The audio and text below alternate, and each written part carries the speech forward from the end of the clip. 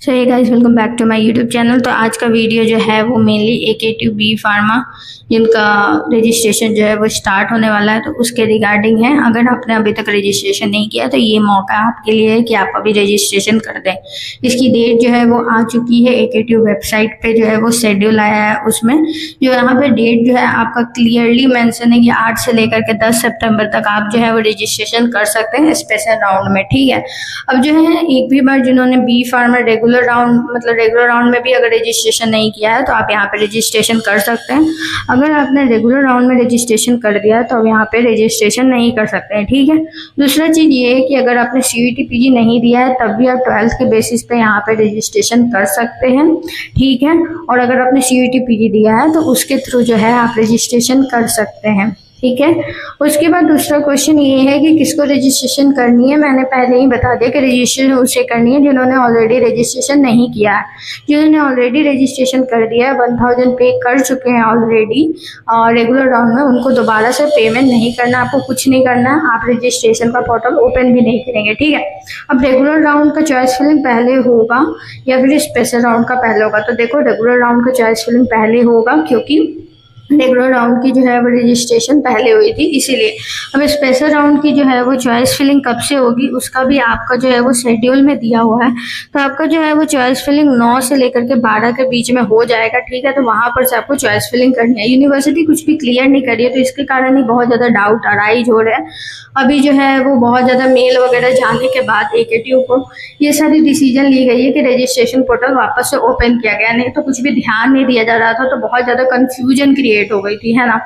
उसके बाद दोबारा पे नहीं करना, जैसे मैंने बताया कि 1000 अगर आपने पे कर दिया तो आपको दोबारा पे नहीं करना। अगर आपने नहीं पे किया है इन केस तब आपको जा करके पे करना है। ठीक है, अब मैंने बता दिया कि आपका जो है वो स्पेशल राउंड पहले नहीं होगी, पहले रेगुलर राउंड होगी। आपका साल बर्बाद नहीं होगा, जैसे कि आप लोग बहुत टेंशन ले रहे थे।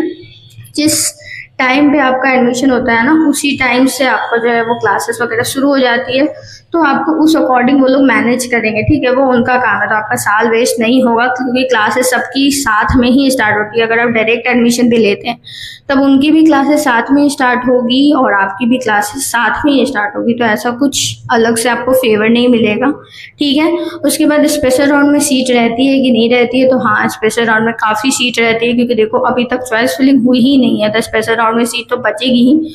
तो स्पेशल राउंड में काफ़ी सीट रहती है और आपका पैसा भी नहीं डूबेगा। जैसे चॉइस फिलिंग स्टार्ट होगी, रजिस्ट्रेशन में आपको 1000 देना है, उसके बाद चॉइस फिलिंग की पोर्टल स्टार्ट होगी। जैसे मैंने MBA MCA का बताया था, same like that.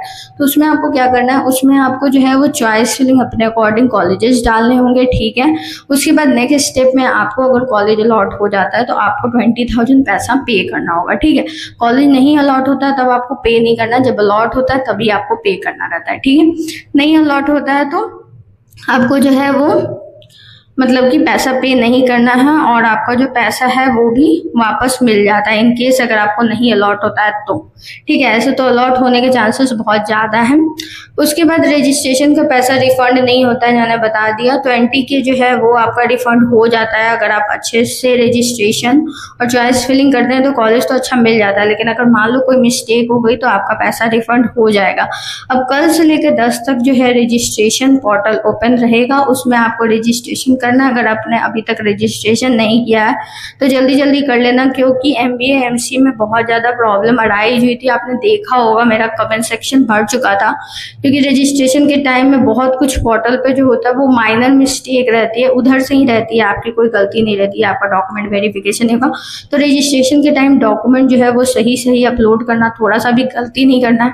Income certificate और जो भी सर्टिफिकेट मांगेगा वो सब अपडेटेड रहना चाहिए, नहीं तो आपका डॉक्यूमेंट वेरिफिकेशन कैंसिल हो जाएगा, जैसा MBA MCA राउंड में बहुत लोगों के साथ ऑलरेडी हो चुका है। तो इस चीज़ का बहुत ध्यान रखना। अब ऐसा नहीं है कि स्पेशल राउंड में आपको रिफंड नहीं मिलेगा, रिफंड मिल जाएगा, सारा पैसा आपको वापस मिल जाएगा। ठीक है, ऐसा कोई टेंशन की बात नहीं है। उसके बाद जो है आपको चॉइस फिलिंग के बाद सीट अलॉटमेंट आएगा, तो वो सीट अलॉटमेंट लेटर आपको डाउनलोड करना होगा और आपकी फिजिकल रिपोर्टिंग जो है वो 14 से लेकर के 15 सितंबर के बीच में होगी। तो आपको जा करके जिस कॉलेज में आपका एडमिशन हुआ है ना, वहाँ जा करके आपको फिजिकल रिपोर्टिंग देनी होगी और सारे डॉक्यूमेंट्स, ओरिजिनल डॉक्यूमेंट्स वहाँ सबमिट करने होंगे। बिना ओरिजिनल डॉक्यूमेंट्स के आपका एडमिशन नहीं होगा। आगे की वीडियो में मैं बताऊंगी कि कौन कौन सा डॉक्यूमेंट रिक्वायर्ड है जो आपको लेकर के जाना, जो कि बहुत ही इंपॉर्टेंट है, क्योंकि डॉक्यूमेंट वेरिफिकेशन में अगर आपका नहीं हुआ तो फिर आपका जो एडमिशन कैंसिल होने के चांसेस बहुत बढ़ जाते हैं। तो होप ये वीडियो आपके लिए थोड़ा भी मतलब हेल्पफुल रहा हो। अगर आपको ये वीडियो अच्छा लगा हो तो लाइक और सब्सक्राइब जरूर करना, and also for future update subscribe जरूर कर लेना, क्योंकि अब सारी वीडियो बी फार्मा पे आने वाली है। तो that's all from my side guys, thank you for watching. Hope कि आपका रजिस्ट्रेशन अच्छे से हो जाए। कल से स्टार्ट है तो ध्यान से करना, कोई भी मिस्टेक नहीं करना। कोई भी क्वेरी हो कमेंट जरूर करना। Bye bye, see you.